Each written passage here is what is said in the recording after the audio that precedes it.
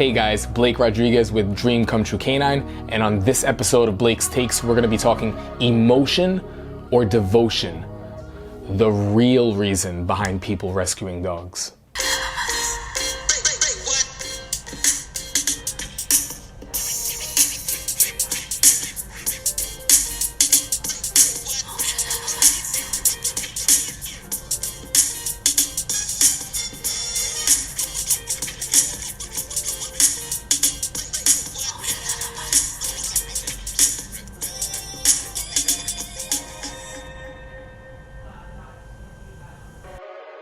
Now, this is a little bit of a tricky subject to talk about because at the end of the day, regardless of what side of the fence you fall on, everybody means well and everybody is truly trying to help the dog.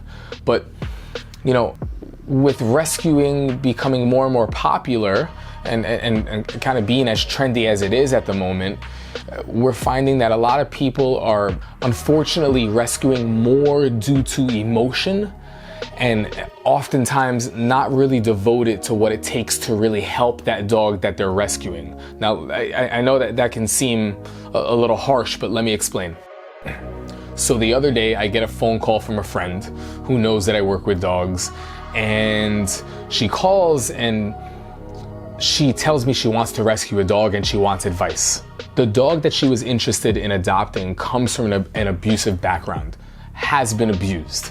And just so that everyone can relate to this story, this also applies if you maybe think the dog was abused or had a bad situation, or you know for certain, and it's not just necessarily abused. It could be abused, it could be a traumatic experience from a natural disaster. I'm just giving specifics, but comes from some form of a traumatic background, where the dog is going to need help from the person that actually rescues this dog, right?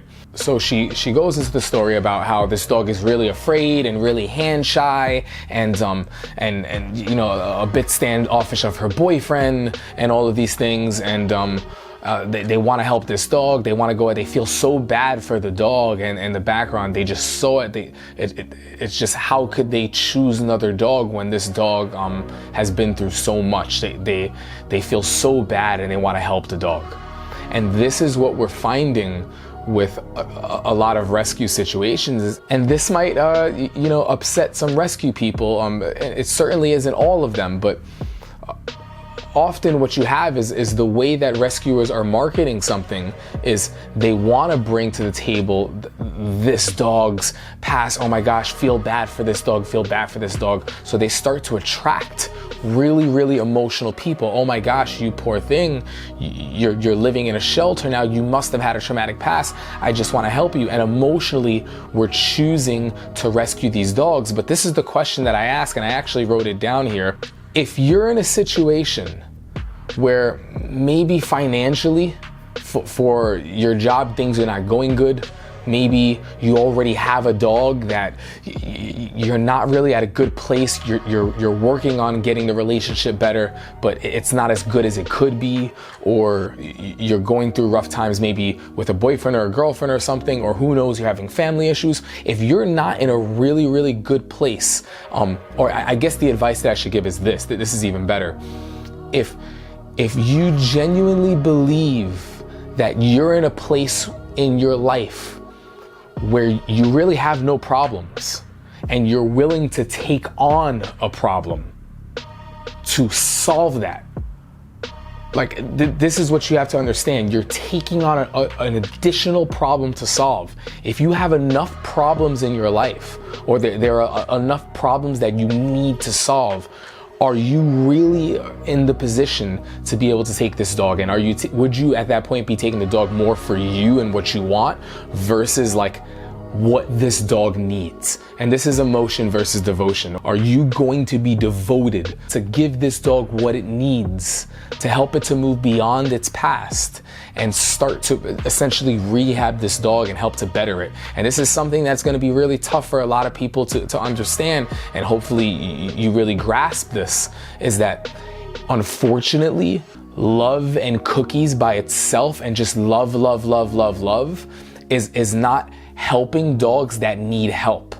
If you're devoted to doing what it takes to help this dog, then more power to you. But if you're emotionally adopting a dog, one, should you be getting a dog at all? And two, should you be getting that dog?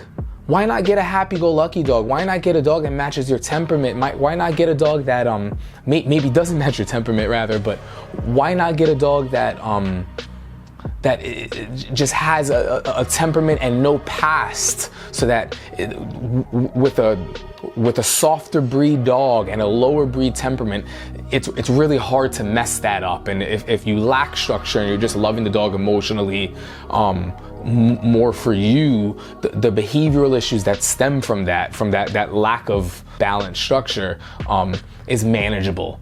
The dog just barks a bit, the dog just pulls on leash. But if you have a dog that already needs to be rescued and needs help and has some issues, or you think, man, you notice this dog was a little weird, or you notice this dog was over the top rambunctious, and the reason nobody adopted it because it pulled and it had strong prey drive and this, and the point I'm just trying to make is, yes, these dogs can be helped, but are you someone that is willing to take this on? Or is this dog going to be a Christmas gift that by next Christmas is back in the rescue? Or are you going to take this dog on and not be devoted to what it takes and then go to a veterinary behaviorist where they're going to prescribe meds for this dog or something like that? These are things that you really have to think about. So at the end of the day, when it comes to rescuing a dog, are you rescuing this dog because of your emotion, or are you devoted to do what it takes to help this dog be a better version of themselves? And if you're considering rescuing a dog, really think about those two things. And if you're devoted to being a responsible dog owner, and sometimes doing what it takes doesn't necessarily need to be from a traumatic past. It could just be being a responsible dog owner. Do you have the lifestyle? Are you devoted to what it takes to help this dog, regardless of whether it had a traumatic past or not?